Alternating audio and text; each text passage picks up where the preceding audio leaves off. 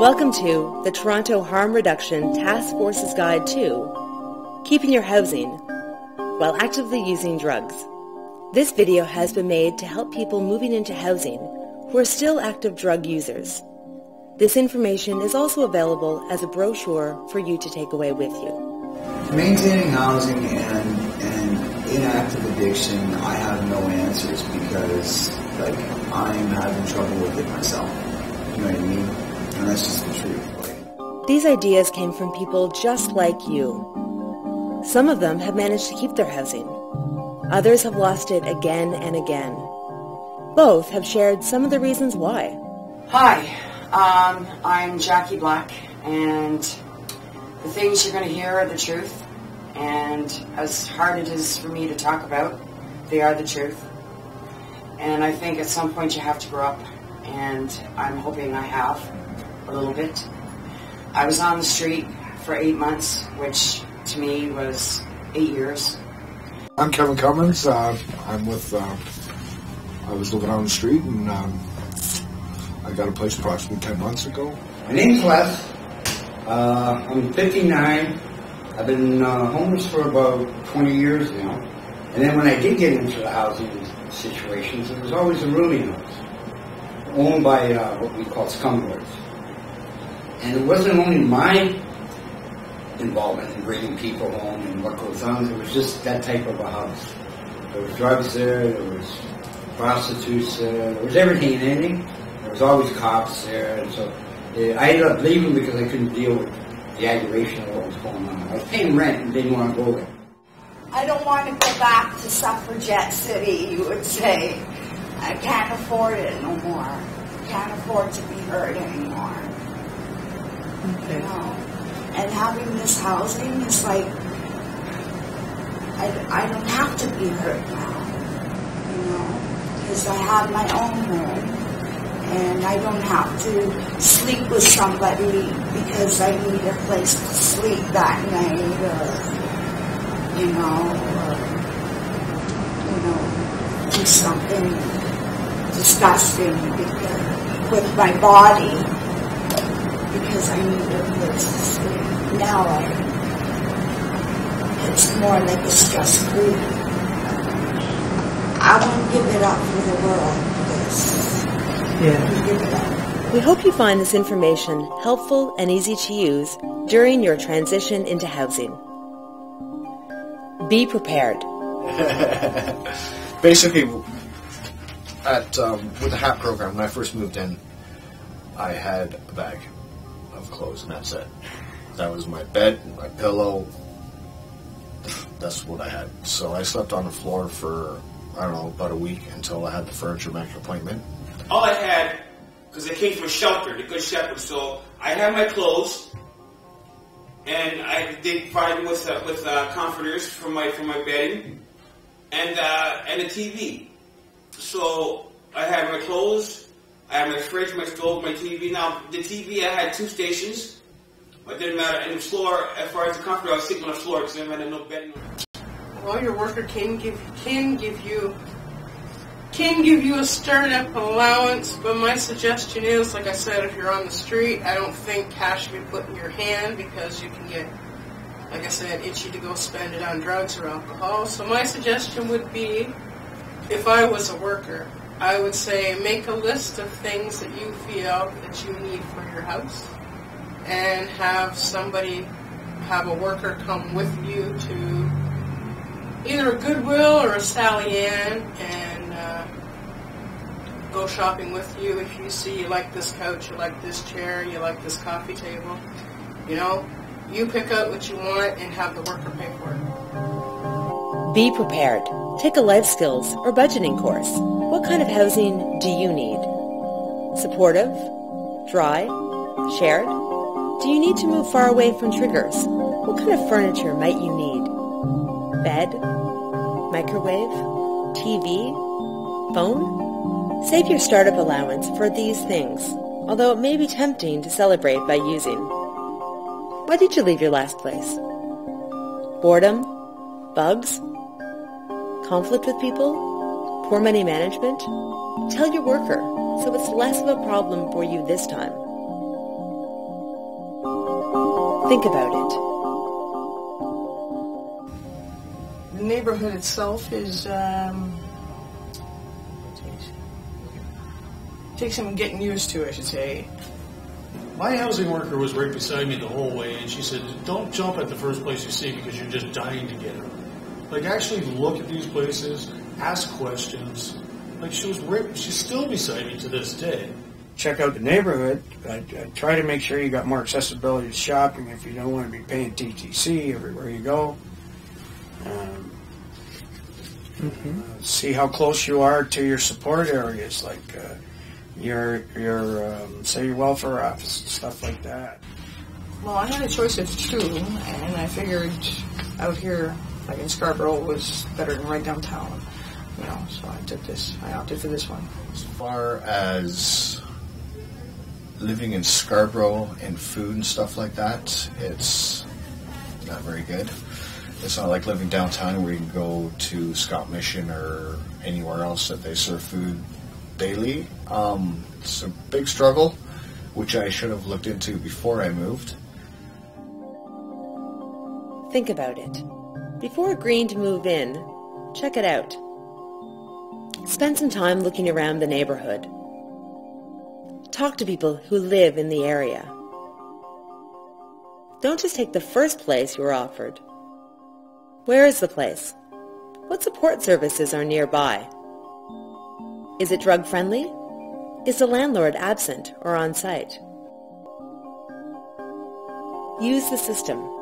My outreach worker, Angela, she's been my worker for, ever since day one. And if I have a problem, I give her a call. She gives me tokens. She drives me to court if I need to go to court. She drives me wherever I need to go. She'll try to make her best effort to help her clients. Oh, yeah. Every once a year, we actually sit down together. I just went over my annual review, and she's asking me how I feel. Am I ready to quit drugs? Am I ready to get into the workforce? And depending on my answers, she's going to be helping me out. I have a housing worker who comes to see me once a week just to see if the maintenance of my housing is okay, if there's anything generally wrong, if I'm sick, do I have food in my fridge. I'm open with her that I do practice harm reduction. She's really good. She guides me to, like in the beginning, she guided me to places like the Second Harvest for food, because she knew, in the beginning when I first moved in here, I was getting lower than street allowance. So she was guiding me to Second Harvest. Dixon Hall also has a food bank of their own. These places where you can go for meals and stuff like that. It was all new to me, right? So it was all a shock, right? It's nice to have those people behind you. Use the system. Get a worker. Make a plan with them. Keep in touch with your worker after moving in. After you move into the hood, really check out food banks, drop-ins, community centers. Your worker will know where they are. Your worker can also take you places, advocate for you, visit. Know your rights. Find out where the local neighborhood legal clinic is. Ask your housing worker for information on tenant rights. Get your worker to take pictures, just in case of damages later on. Pay it or lose it. Rent, pay, direct. Which is that whether you're on OW or ODSP, whatever it is, when you get your check, and the money that's put into your bank account is your money, minus your rent. Your rent's automatically paid. So no matter what you do, as long as you continue to get a check from OW or ODSP, you will always have a roof over your head. I paid by Money Mart for the first, I think, 3 years I was in Billingham now. I think I had 6 or 7 years. And I got in trouble, of course. There's certain things you want. I don't know if you know what I'm talking about. And you get a little bit extra money, and before you know it, you spend it. And then all of a sudden, the letters start coming saying, you're in arrears, you're going to tribunal, da-da-da-da-da, they're going to kick you out. Took me 2 months to straighten that out. And once I straighten it out, direct deposit right off the bat. Get your bills done. Before you want to go out and play in the park, get your bills done. Do direct payment of your rent. That way, you know, like, I don't know about anybody else, but in my hands, money is a bad thing. If I didn't have direct deposit, even though my rent is only $115, I would not be living there. When I get my money, I like to always make sure the rent's paid, what I need in the apartment, and whatever's finished after that, what's left, that's what I can play with, right? So, but it's a lot easier having it direct paid because I don't have to worry about paying my rent. Pay it or lose it. Get a bank account. Set up Rent Pay Direct with your OW or ODSP worker. You need to renew Rent Pay Direct with OW or ODSP every year. If you're using a trustee, have them pay the rent every month. Get your worker to hold your startup and give it to you when you have things to buy for your new place. Or better still, go shopping with you. Make it a home. Basically, just, get yourself comfortable, nice couch, nice bed, chair, table. Just make it comfortable so when you walk in, it's like, home. I surrounded myself with these things that are positive. Everything that is positive. There's nothing to remind me of drugs or anything else. You know what I mean? Everything just remind me of positive. That could be furniture, that could be pictures. It could be even paint your place a different color. It could be even that one plant that you got in the corner. You know what I mean? The sign in the middle of the window with the sun shining on it. You know what I mean? It just, whatever makes you positive. I didn't get anything for a long time in the apartment because I just didn't want it going disappearing. I wanted to make sure it was safe. So as time went on, my one buddy got me this big, beautiful mirror. It was my first piece that I brought back in. Right? So after that, I started feeling a bit safer and started getting some more stuff in. Keep it clean. That really helps. I know the first couple of months that I was in here, I just did not pay any attention to that at all. And I mean, it's kind of cliche, like everybody says that. Well, your environment is a kind of a reflection of your state of mind, and that's totally true. People need to know about the Furniture Bank also, that whichever agency is bringing them in, they have access to the Furniture Bank. I have nice furniture. And you have your choice of your sofa. Everything you need in your apartment is pretty much accessible there. So, including dishes and, linens and whatever, it's all there. Make it a home. Furniture banks are one way to get what you need for next to nothing.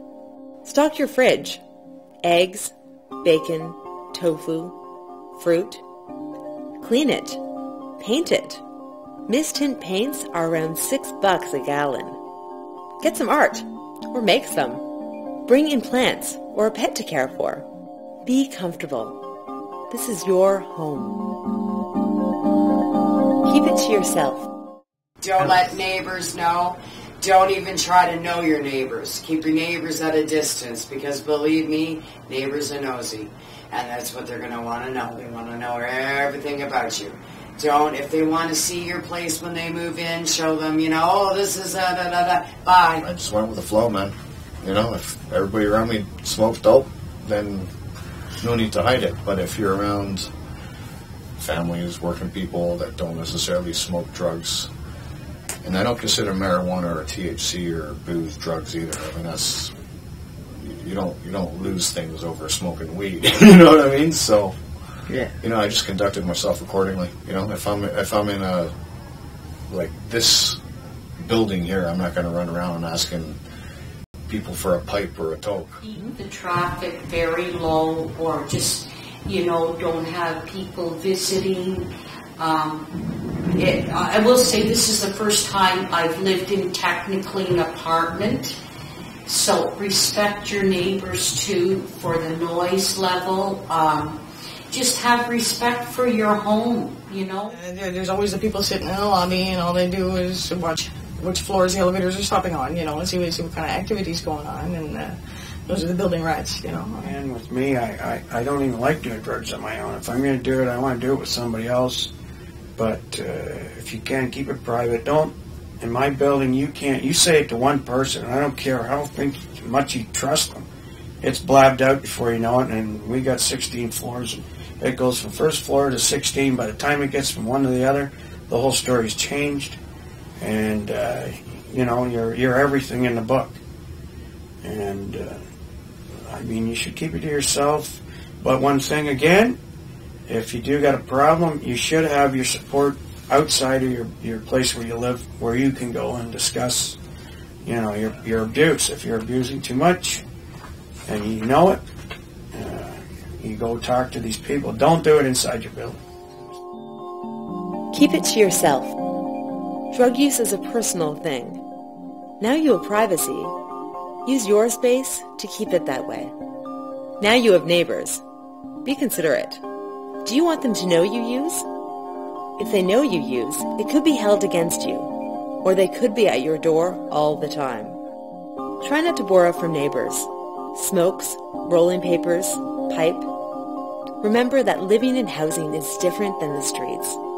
People recognize you and see you repeatedly.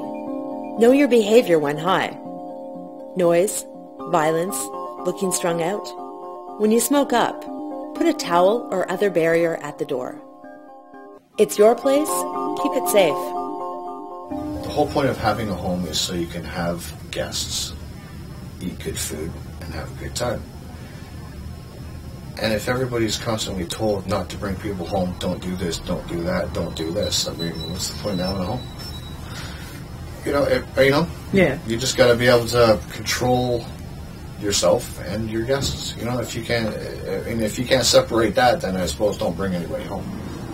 If you have dealers and that come into your house and they're offering you crack or drugs to stay, use your apartment so they can chop out of it, you should say just no, because it brings all kinds of problems. The tenants are upset about it. You have traffic coming to your place, and it just ruins your space of your private space. Your home should be wherever you lay your head. That's supposed to be your safe place. And the dealer wants to come in. Oh, can I chop out of your house, for the day? And it's like, no. Tried it, they take over, they're not generous enough anyways, and then after that they think they can just keep coming and, doing it again and again. Don't lose your keys. Keep them on you at all times. And if you're going to have somebody that you don't know well come into your apartment and you have to step out, they're going to have to step out and wait for you in the lobby until you get back. Don't leave them in your apartment. It's like on the weekend, I went away to the cottage, and I have a cat. So I gave the key to a girlfriend of mine. Stupid mistake, it was the same girl I brought in the first time. And I come back and it's like, I'm talking to this guy and that girl, and they're going, yeah, well, we were in your house on the weekend. What? So she actually used it for her own, so it's like, I can't believe it. I get home, I shut my apartment door. Usually I don't answer my door, right? Unless they say the name over it, right? And I just don't have people coming in and using my home. I see it as a safe haven, frankly. So I've been very fortunate.